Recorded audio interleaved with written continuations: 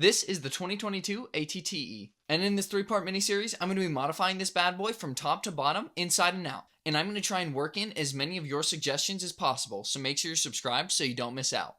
Today, we're finally covering the interior, and maybe if we have some extra time at the end, a small little side build. The interior space of the original set was actually pretty generous, but in typical Blaze fashion, I didn't shoot any B-roll and I just dove right into modding. The front end had this small little removable troop seating thing, which was neat, I guess. I understand why they did it and why they made it removable because it is a little cumbersome to get your fingers in there. So in order to use that space better, I decided to use a few clone command stations that I got with no minifigures. Which, by the way, if you're looking for control panel pieces, go ahead and try and find some of these online with no minifigures, because people who are selling them sealed are upcharging a whole lot. But if you find them with no figures, you can get 4 control panels from this one little command station vehicle, and then an extra one on this little weapon rack. And they're all printed, there's no stickers, and it comes with a decent amount of extra pieces as well, like these curved pipe bits, and then the extended longer rifle blasters. Speaking of the clone command station, I have 3 of these bad boys sealed right now, and if you saw my most recent community post, you would know that they recently came back in stock. And I decided to go for the limit. I went for 5 more, so if you guys want to see an alternate build using 1, 3, 5, 8 of these even, go ahead and let me know down below. Enough about all of that though, I'm sure you guys want to dive right in. And in order to get inside, I'm going to have to tear off a few of these panels.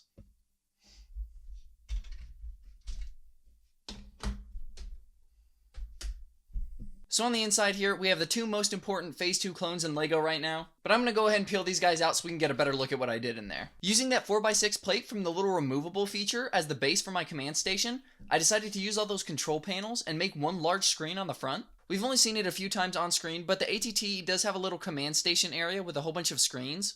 So I saw fit to work that in, and I always knew I was going to add Captain Rex to this set, so I saw it fit that Commander Cody and Rex have a place to strategize and plan for the next battle. Off to the sides of the main control panel, you can see I mounted some extra terminals. And even though they're on this angled wall piece, they're still at a proper angle for minifigures to be able to use it. When the armored panel is folded down, you can see it's just about level for the minifigure hands to reach up and start pressing on the buttons and start using the controls. I accomplished that by just using this modified brick with those bent pipe pieces I mentioned earlier. I do have some extra detail besides the control panels in here. I did add in this little piping greebling right here just to fill in the empty space. It doesn't really do anything, and it's not really my favorite greebling that I've ever done, but it fills up the space well enough. And then a feature slash joke that is typically associated with Marvel sets, I have the LEGO standard fire extinguisher, and as well a small desk for the mug. Clones get thirsty too.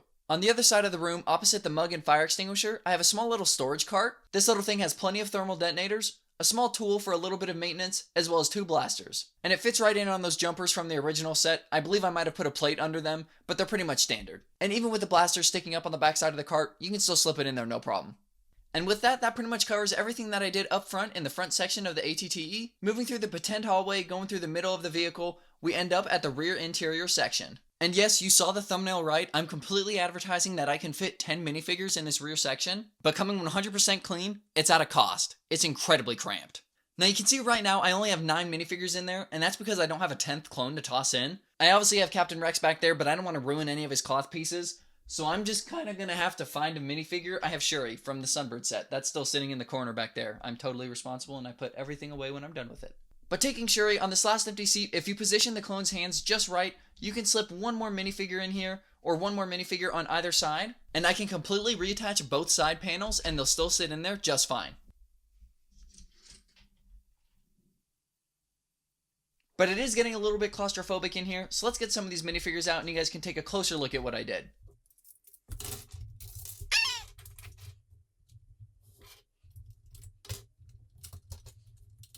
With all 10 of our minifigures out, we can now get a closer look at what I did inside. So the first and of course most obvious thing I did was add a whole bunch more seats. The set originally came with 5, 2 on either side here and then the gunner seat at the rear. In either of these 2 corners, you had these 2 little equipment stands similar to the one that I have up front, but having 2 of them in either corner wasted a whole lot of space when you can perfectly fit 2 figures in there. And these seats are perfect because of the large light gray pieces at the back. You have plenty of space behind the minifigure. So it's perfect for any troopers that are wearing any sort of bag gear. I use my 501st Jet Trooper and this custom-made 212th Scout.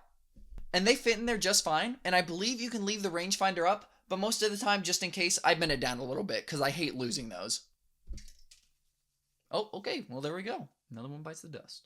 In between the original 2 side seats, I retained the weapon holders, and I have some small blasters in there, and I changed up how this backrest looks a little bit, adding that bar through the middle to make it look a little bit more structurally sound, and I guess it looks cool. And the clone who sits facing the hallway is a pretty lucky guy because he gets his own personal backrest along with the headrest.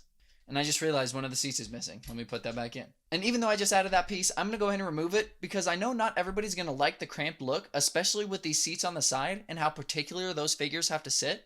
So removing both of those seats exposes those Technic studs that are empty on the inside. And with those exposed studs, you now have some extra weapon storage.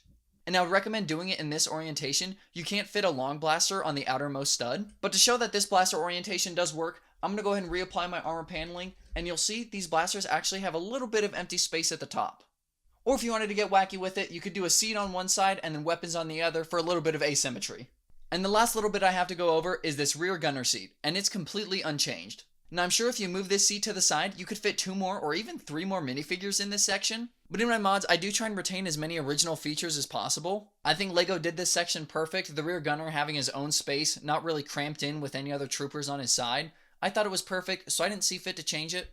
And as well, I do this because it makes it a little bit easier for you guys to do my mods if I don't make a tutorial. For example, if you guys wanted to remake this interior space that you see before you, you can use this gunner seat as a landmark and kind of work out from there. So leaving on some original features just makes it a smidge easier for you viewers. But with that, that pretty much covers the entire interior overhaul that I did. Now the thumbnail says we can fit 10 troopers in the back, and that's solely in the back section. If you guys watched the 2 previous mod videos, you'll know that I can fit 2 minifigures up front as pilots as well. So we have a pilot and co-pilot up front, a gunner makes 3, 10 troopers in the back makes 13, and I would say that this minifigure space can comfortably fit 3, and if you're cramming 4 or 5, but we're going to go with 4, so I think that brings the total count of this walker to 17 minifigures. Right now, I just have 9 clone troopers, the ones from the original set, the 501st Battle Pack, and then 1 Multiverse Traveler. But other than that, that pretty much wraps up this little ATTE miniseries, but it doesn't have to stop there. If you guys still have any suggestions that you guys want me to work into my ATTE and make a video about,